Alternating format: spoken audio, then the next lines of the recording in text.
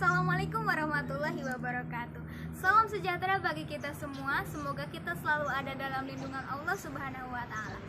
Pada kesempatan kali ini kami akan menjelaskan tentang struktur pasar, di mana video ini ditujukan untuk memenuhi tugas mata kuliah Teori Ekonomi, Prodi Manajemen Universitas Trisakti. Namun sebelum itu izinkan kami memperkenalkan diri. Saya Nur Hayati sebagai moderator dan rekan-rekan saya sebagai pemateri.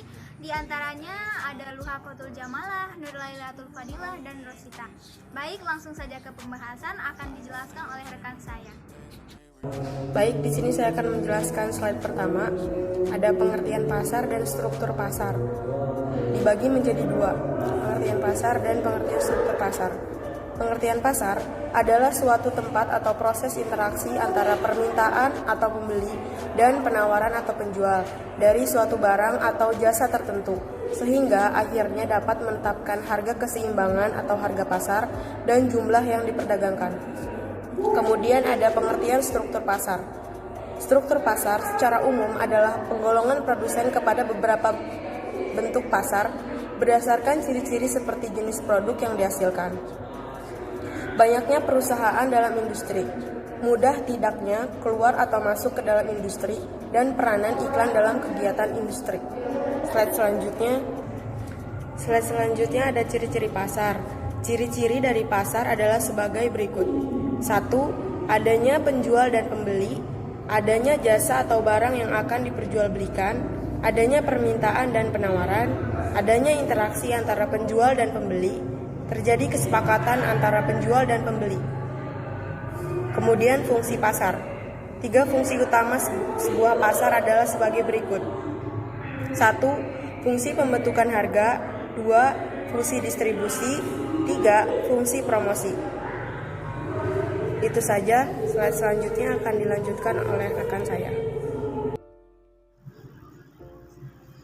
Baik, saya di sini akan menjelaskan materi selanjutnya, yaitu tentang jenis-jenis struktur pasar. Yang pertama ada pasar persaingan sempurna, di mana pengertian pasar persaingan sempurna adalah struktur pasar yang ditandai oleh jumlah pembeli dan penjual yang sangat banyak. Selanjutnya, ada ciri-ciri dari pasar persaingan sempurna, yaitu yang pertama, jumlah perusahaan dalam pasar sangat banyak. 2. Produk atau barang yang diperdagangkan serba sama atau homogen. 3. Konsumen memahami sepenuhnya keadaan pasar. 4. Tidak ada hambatan untuk keluar atau masuk bagi setiap penjual. 5. Pemerintah tidak campur tangan dalam proses pembentukan harga. Dan yang keenam, penjual atau produsen hanya berperan sebagai price taker atau pengambil harga. Slide selanjutnya ada kelebihan dan kekurangan dari pasar persaingan sempurna. Adapun kelebihan dari pasar persaingan sempurna yaitu yang pertama, harga ditentukan oleh satu penjual atau pembeli. Dalam hal ini ditentukan dari tawar-menawar harga. 2. Tidak memerlukan iklan. Kenapa? Karena barang yang diperjualbelikan sama. 3. Mampu meningkatkan efisiensi dalam produksi. Semakin banyak jumlah penjual, maka produsen akan berlomba-lomba meningkatkan mutu barang yang dijual. 4. Pembeli dan penjual bebas bertindak, di mana produsen dan konsumen memiliki kebebasan dalam keluar masuk pasar. Selain kelebihan, ada juga kekurangan dari pasar persaingan sempurna, yaitu yang pertama, pekerja menerima gaji atau upah yang rendah dengan laba secukupnya.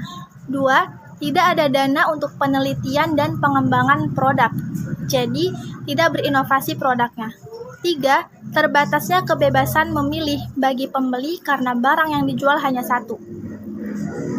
Nah, pasar persaingan sempurna biasanya berisi atau menjual barang-barang kebutuhan primer, seperti pasar Tanah Abang atau pasar yang menjual sembako. Saya Nurul Fadilah, saya akan menjelaskan mengenai pasar persaingan tidak sempurna. Pasar persaingan tidak sempurna meliputi pasar monopoli, pasar monopolistik, dan pasar oligopoli. Yang pertama, pasar monopoli. Pasar monopoli ini mempunyai ciri-ciri, diantaranya produk yang dihasilkan oleh perusahaan monopoli tidak ada barang substitusi atau pengganti yang mirip. adanya seorang penjual yang menguasai pasar karena dengan jumlah pembeli yang sangat banyak. Tidak ada pengusaha lain yang masuk ke pasar tersebut karena ada hambatan berupa keunggulan perusahaan. Selanjutnya, dapat mempengaruhi penentuan harga. Promosi iklan tidak terlalu diperlukan.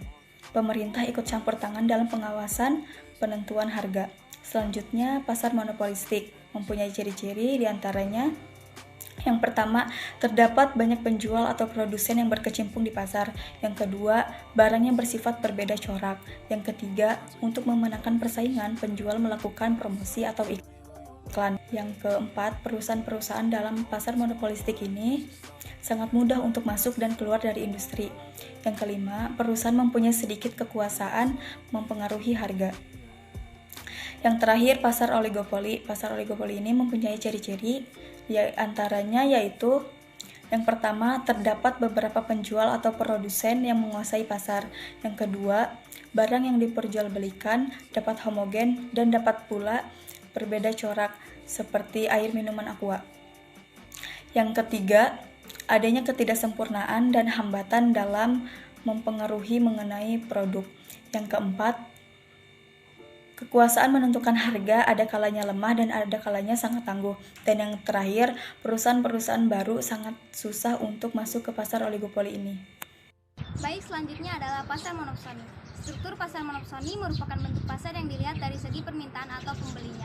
Dalam hal ini, pembeli memiliki kekuatan dalam menentukan harga.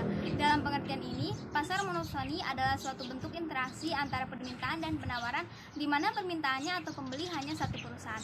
Contoh, perusahaan Kereta Api Indonesia yang merupakan satu-satunya pembeli alat-alat kereta api. Selanjutnya yaitu kesimpulan. Pasar adalah suatu tempat atau proses interaksi antara permintaan atau pembeli dan penawaran atau penjual dari suatu barang atau jasa tertentu, sehingga akhirnya dapat menetapkan harga keseimbangan atau harga pasar dan jumlah yang diperdagangkan. Struktur pasar secara umum adalah penggolongan produsen kepada beberapa bentuk pasar berdasarkan ciri-ciri seperti produk yang dihasilkan, banyaknya perusahaan dalam industri, mudah tidaknya keluar atau masuk ke dalam industri, dan peranan iklan dalam kegiatan industri. Dalam analisa ekonomi dibedakan menjadi pasar persaingan sempurna dan pasar persaingan tidak sempurna yang meliputi monopoli, oligopoli, monopolistik, dan monopsoni. Mungkin hanya itu yang bisa kami sampaikan, kurang lebihnya mohon maaf. Dengan zikir kami beretika, dengan zikir kami berdialektika, dan dengan amal soleh kami berderma. Wabillahi taufiq wal hidayah. Wassalamualaikum warahmatullahi wabarakatuh.